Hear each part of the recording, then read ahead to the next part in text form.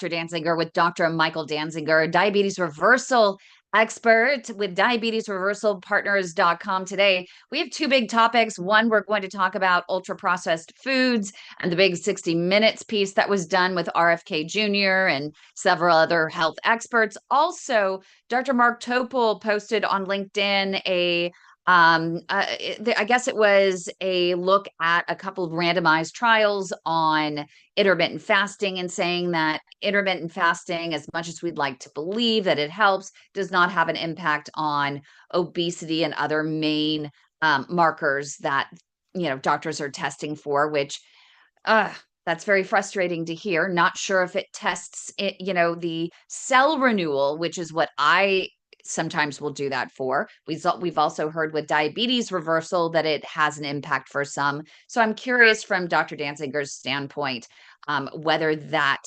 is, how he views intermittent fasting. So welcome, Dr. Danzinger. Thank you for being here. Thank you, Kim. Thanks for the opportunity. Great topics today.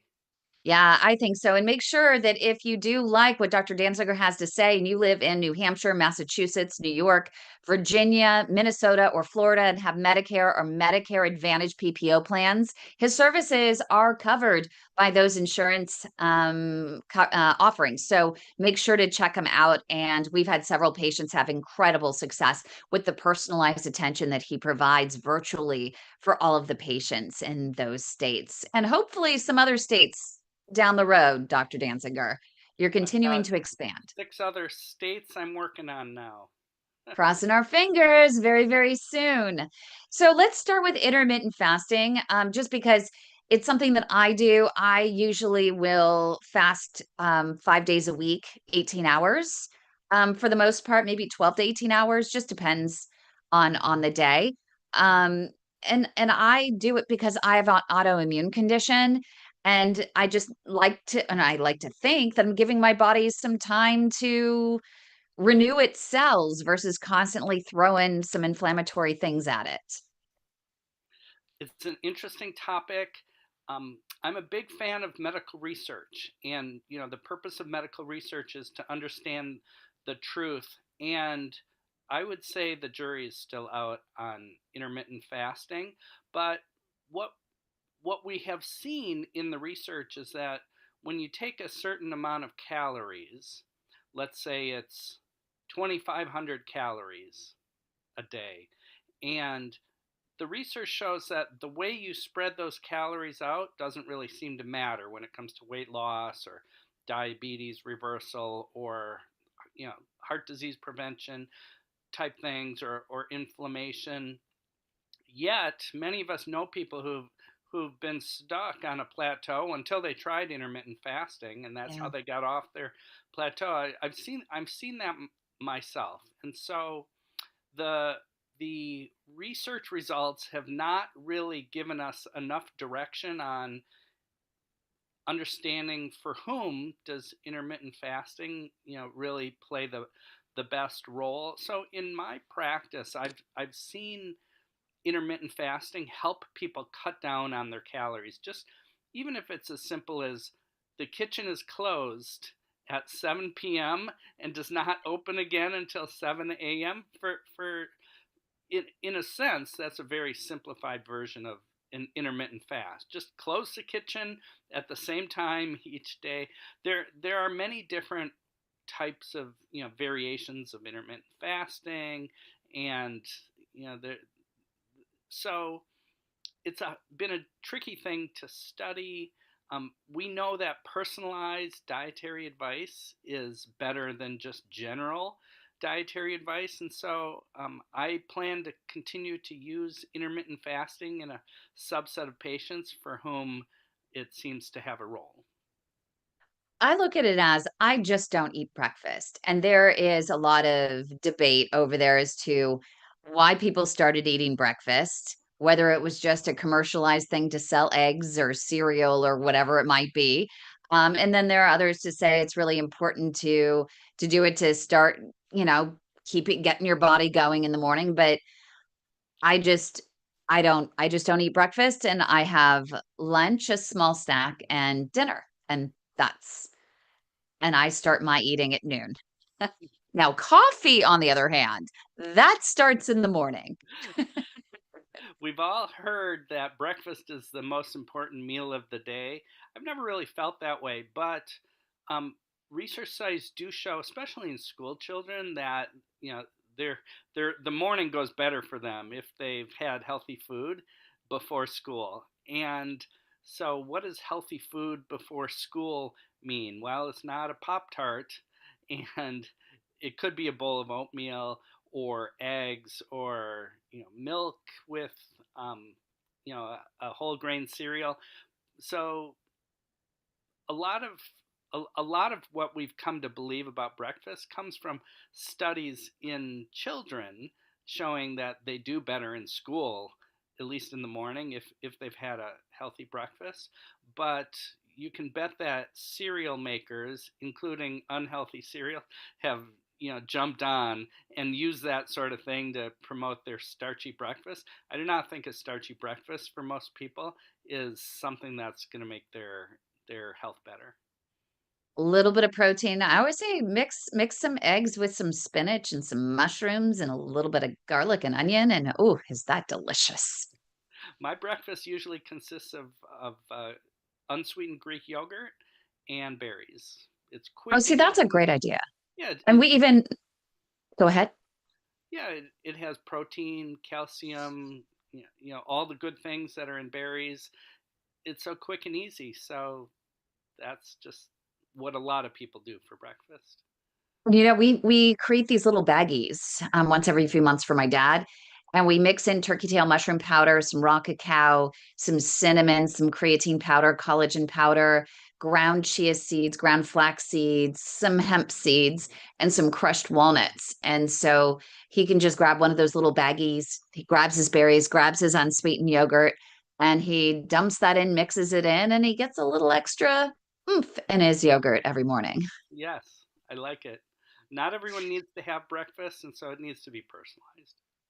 It really does. I love that you keep focusing on the personalization of things because there is no one size, fits all for everybody. And as your research has always said, the best diet is the one that you're going to stick with, Yes, adherence which is is the name important. of the game. So Heinz and I had this great discussion yesterday, and he joins us today because there was a 60 minutes special that was on Sunday night about ultra processed foods. And it really hit home for me yesterday and into today as well, because I went shopping at the military commissary with my dad. He's a veteran.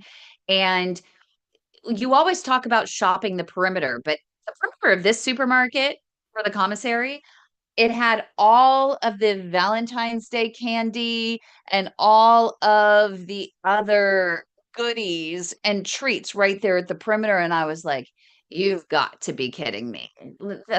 Move that to the middle. But I was then decided I wanted to just take a walk down the middle. You know how many aisles there are, right? There is nothing healthy that I have found in the center of the supermarket, aisle after aisle after aisle. When I went down the cooler area where they normally have cheese, and they have the processed meats and the hot dogs and the on and on and on. And I'm just sitting here going, wow, it's no wonder we are sick. How do we fix this, Dr. Dansinger? Absolutely. So I wish I had a simple answer to how we're going to fix it, but it's a national health crisis, right? I mean, the health of the citizens of the United States is our most valuable asset, and we've had epidemics of heart disease and weight-related medical problems, including type 2 diabetes, etc. And it is the processed food that, and especially the ultra processed food that's driving these epidemics. But none of us wants to live in a world where it's illegal to sell cookies, right? So, we believe in freedom and personal responsibility, and um, you know, sharing information, and helping. I think that the medical system and the government does have an obligation to help people help themselves, Yeah. but in the end, right, we need to find personal strategies to help protect ourselves against the foods that we want to stay away from. In the middle of the supermarket aisle is a danger zone. And so, just like, we all, we, so one of the best strategies is keeping these obviously unhealthy foods out of the house. At nighttime, many people grow weak and they're going to eat the unhealthy, sugary, ice cream, cookies, etc., if it's in the house. And so, not putting in the grocery cart, not going down that aisle, the ice cream aisle, is a big part of a personalized strategy to keep away from that stuff. I was looking at a meme on Instagram just the other day, and it was showing all of these packaged foods, these ultra processed foods that used to be fairly okay, whether it was the cereal or one that really struck me was Ritz crackers. And Ritz crackers, they used to only have four ingredients that you knew. It was the grain, it was the butter and lots of butter and whatever else it was. And now it's a laundry list of ingredients. How do we get back if they can make these products healthier and more pure? How do we incentivize these companies to do so? Do you think we're on track to doing that with the current push? It's an interesting point, and you caught me off guard. I don't have the answer. So It's I okay. will say It's this. just food for thought, right? It's just good Yeah, food for thought.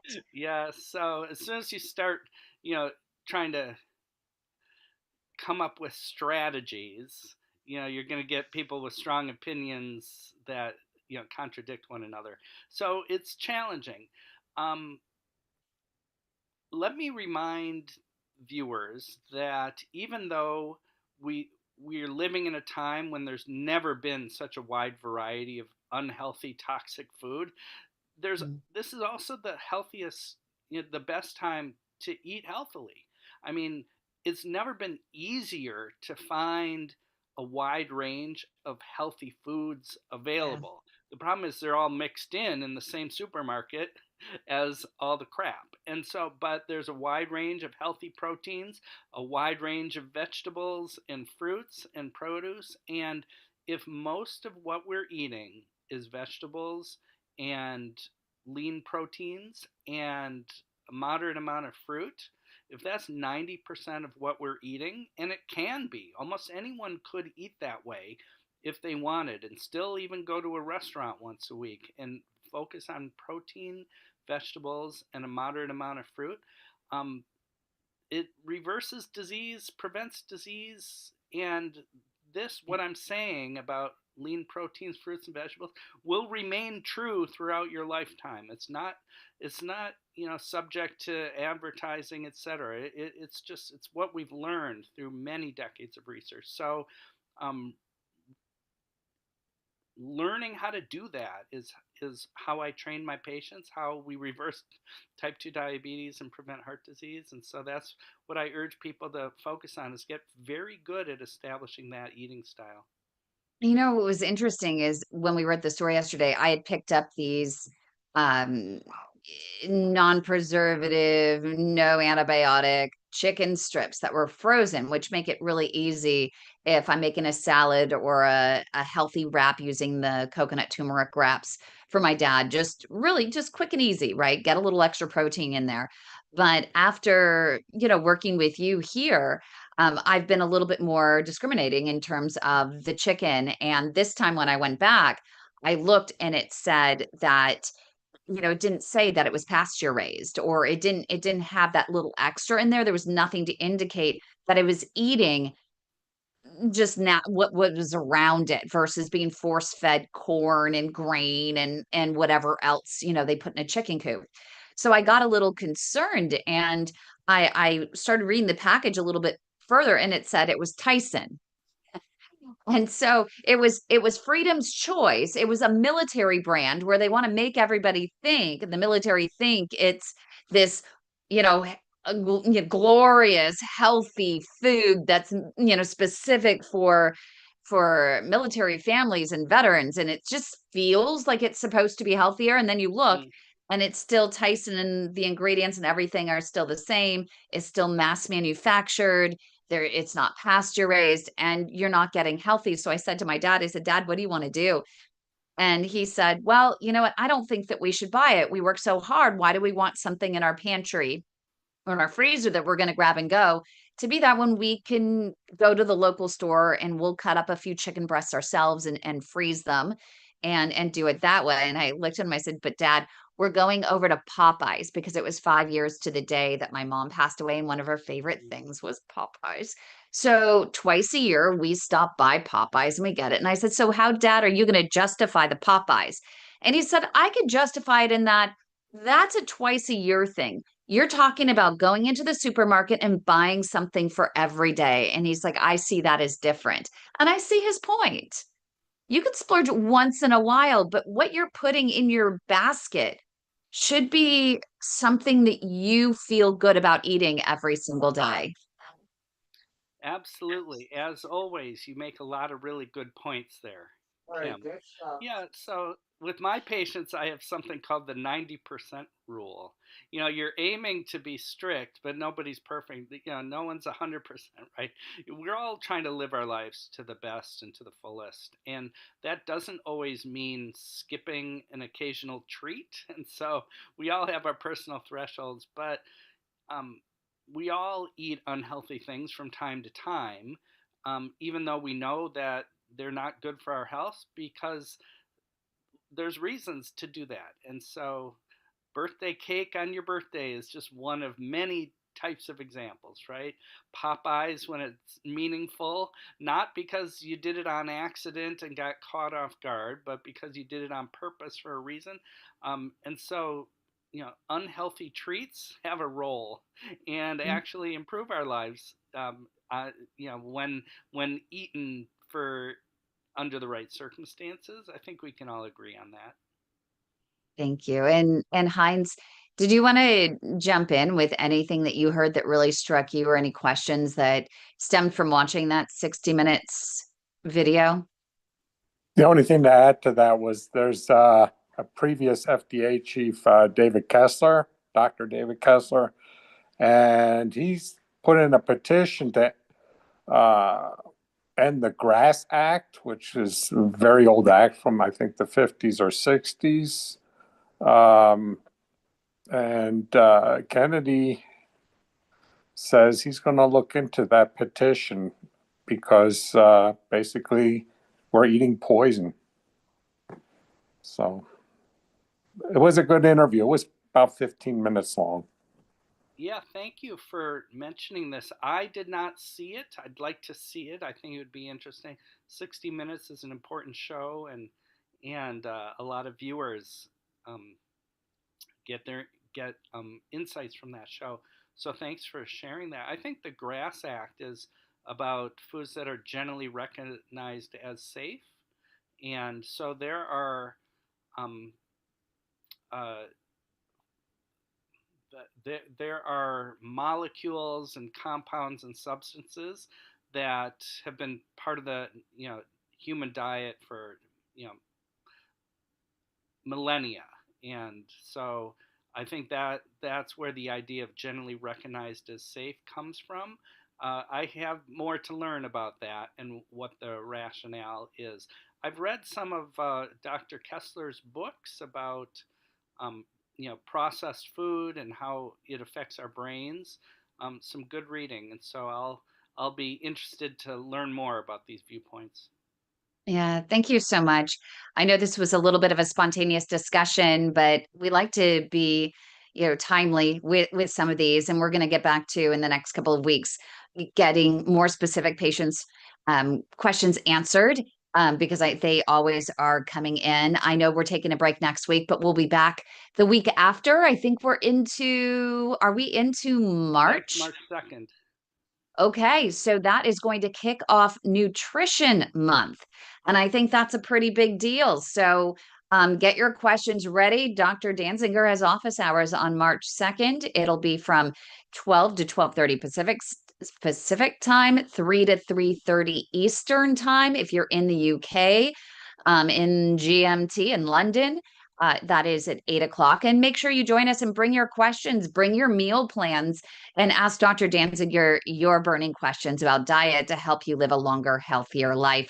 Meantime, make sure you do like this video, subscribe to our channels, and don't forget to visit Diabetes Reversal Partners